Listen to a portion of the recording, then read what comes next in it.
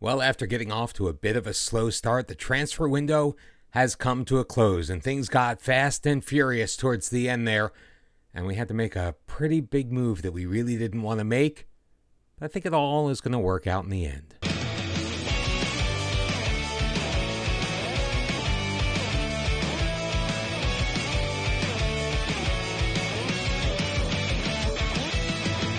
Welcome back, everyone, to episode 6 of the return of 1860 Munich.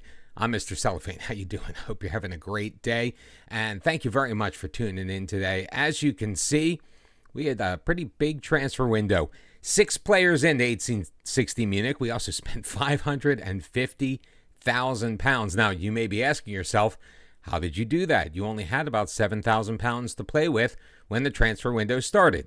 That's because we had to make a really huge deal. After the Bundesliga clubs were starting to sniff around, Leandro Morgalla was very unhappy that we weren't allowed to talk to him. He made his presence known in the locker room, and most of the team were like, dude, no. The coach is right.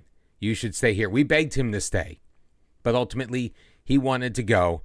Hertha Berlin came in with a £1.2 million bid, and we had to sell him. Now, that doesn't mean things were all bad, because as you can see, Leandro Morgalla is back. We brought him back on loan for the remainder of the season, so we're not going to have that disruption on our back line. In fact, we brought in more reinforcements as well.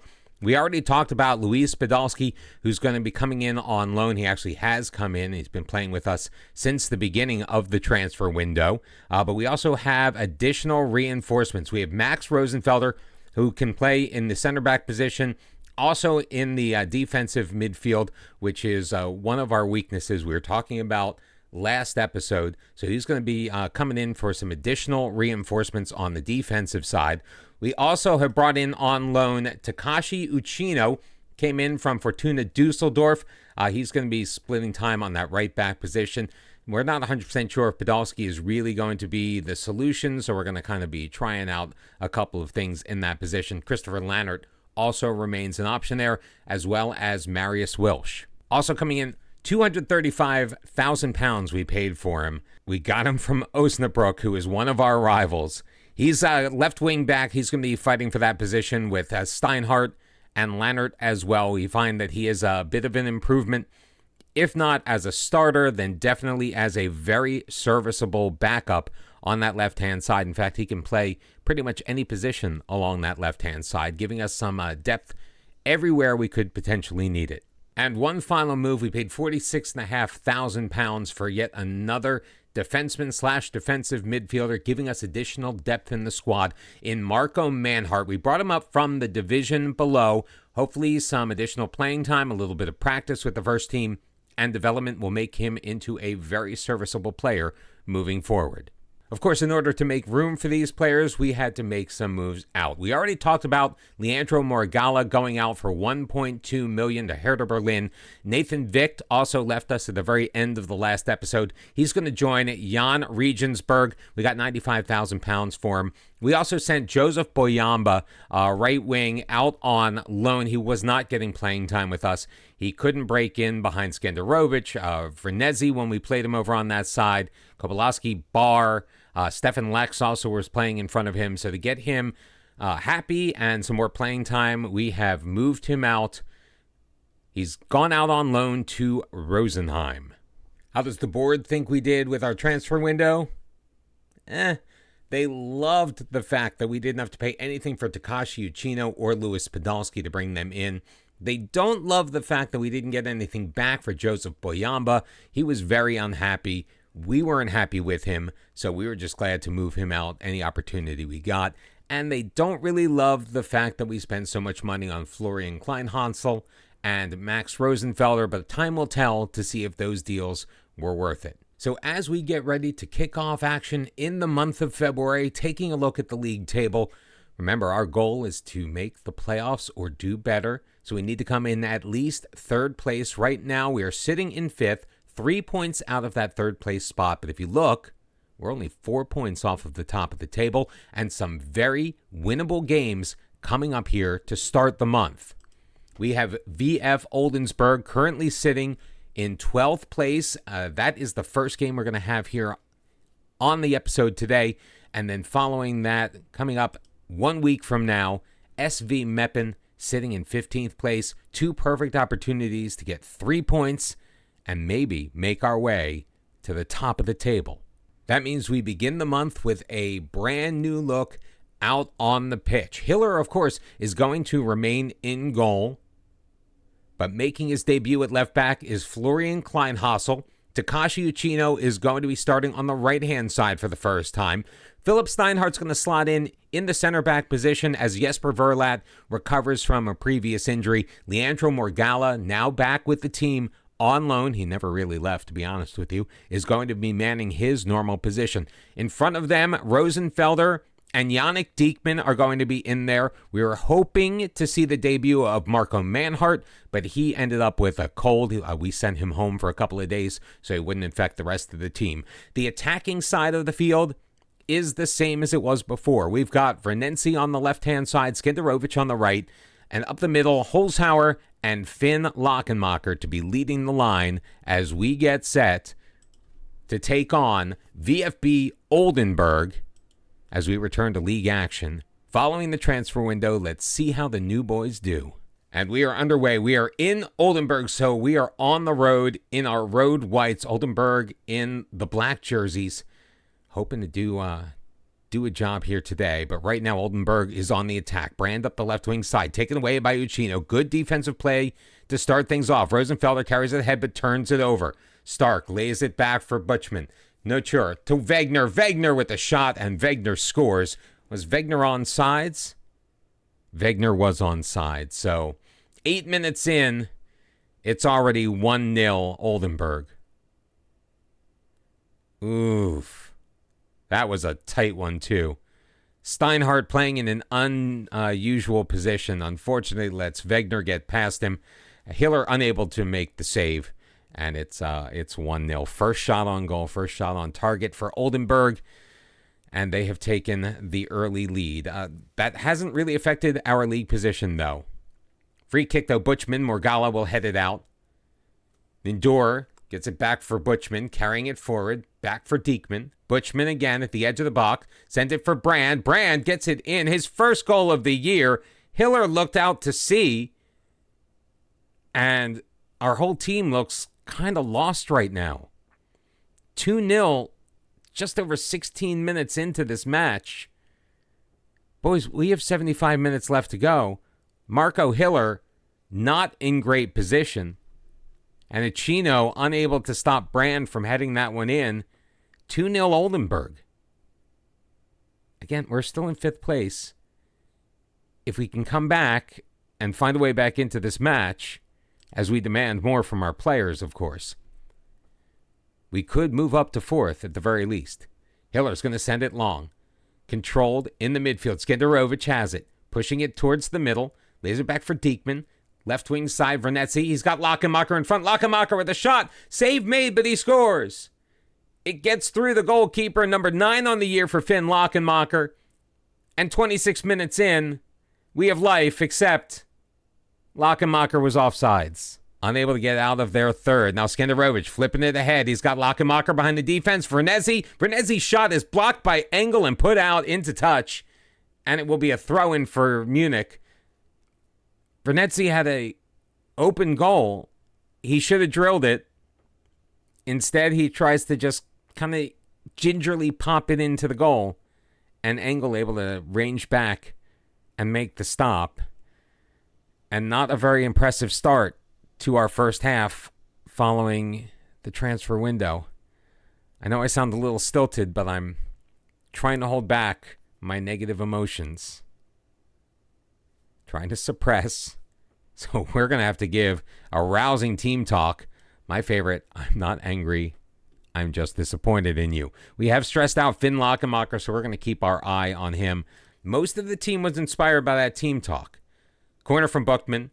Headed away. Steinhardt can't get to it, though. Played out. Plautz turns it over to Kleinhassel, who gives it right back to Diekman. But Vernetzi on the back check, hockey term, is able to make a good defensive play. Throws it forward. Stolen by Skenderovic. He's in. He's got a lot of defenders in front of him, and his shot is not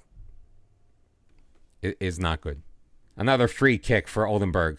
Played away. Holzhauer. He'll get there first. Ahead for Lachenmacher. Gives it back for Holzhauer. Moves it towards the right-hand side. Stops. Laying it back. Intercepted there by Brand, though. Brand for Oldenburg. Works past the defender. Back for Plautz. Buchtmann. Switches things up to Endure. Engel. Knocked away by Vernenzi, but Endure's got it. Back for Engel. Good passing movement. I mean, we're doing a good job of getting in those lanes, but holding on to possession has been a big issue all night long. Rosenfelder gets that for Skenderovic. Back for Diekman. Throwing it forward. Lachenmacher's there. Lachenmacher drills it for his 9th. That one is going to count. Finn Lachenmacher with his 9th goal of the season. 2-1 Oldenburg, but Munich getting one back. And hopefully the momentum is now going to be moving in our favor. Oh, God, it looks like Vernetzi has picked up a knock. We're going to be taking him off. Fabian Greilinger is going to take his place there. Lachenmacher's still looking a little anxious, but he's got the goal, so we're going to keep him out there and make sure everything is just nice and copacetic with him. We are going to bring Daniel Wine to go in for Max Rosenfelder. Rosenfelder's had an okay game. Not really super impressed with what he did. He will get further opportunities, of course, as we move through the season. Just about 30 minutes left. Throw in. Engel will control. It's got Buchtmann in the box. Knocked away. Engel with a long shot. That's going to hit the crossbar and go out. It's going to be a goal kick. Got very lucky there that the woodwork got in the way of that one. It is going to take some time for the team to gel, for the players to get used to playing with each other, the communication, the system, all of that. But hopefully it's not going to take super long. Skenderovic, he's in. He takes a shot. It's blocked, and Dornebusch making a dive to his right. It went off a defenseman. Almost snuck in that near post. The goalkeeper was a little bit caught out there, but unfortunately for us, he was able to make that stop. More subs are going to come as we try to get some fresh legs out there. Kopolansky will go in for Skenderovic. Yannick Diekman is going to be replaced by, let's go with Milos Kocic. Milos Kocic will get swapped in with Holzhauer. And those are going to be the changes we're going to make with 15 minutes left to go in this match. Not a highlight in sight, except a corner kick for Oldenburg. And Stark makes it 3-1. And that's the nail in the coffin of 1860 Munich in this match. So, came in 5th place, taking on the number 12 squad.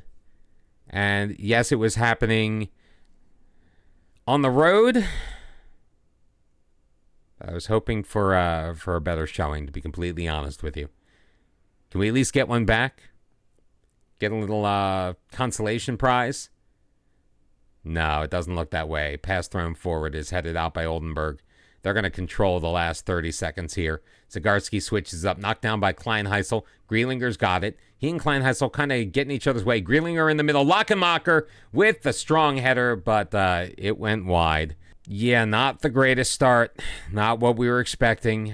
We should have controlled that match. We did not. In some ways, we did. But sadly, 3-1 is your final. No points for 1860 Munich. That last loss was our team's first since September the 17th. So all is not lost, even though we haven't been in the greatest run of form. A couple of changes now for SV Meppen. This should be the game to cure our ills. Sitting in 15th place, hopefully we can get something out of it. Hiller is going to stay in goal. Kleinhassel and Uchino as our backs as well. Reeder's going to come in and spell Philip Steinhardt. Reeder is a little bit more used to playing in that central defensive position. Of course, Morgalla is in there as well. Manhart is back in the squad. He's going to be anchoring that defensive midfield. Diekman is going to be playing beside him. Kocic is going to start in place of the injured Albion Vernetzi.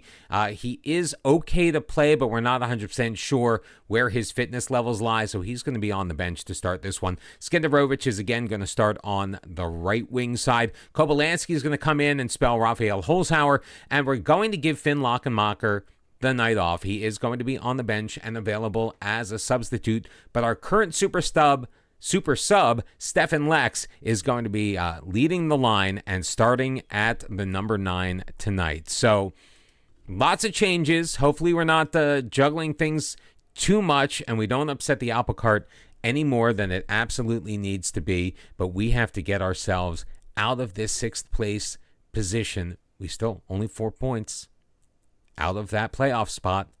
Only 6 points off of the top of the table. So we did lose ground with that last match. We need to see market improvement from everybody, and hopefully we will be able to. And the first highlight goes to us. 3 minutes in, Margala's going to play it for Manfeld. Kobylanski back from Margala. They're doing a good job pressing us.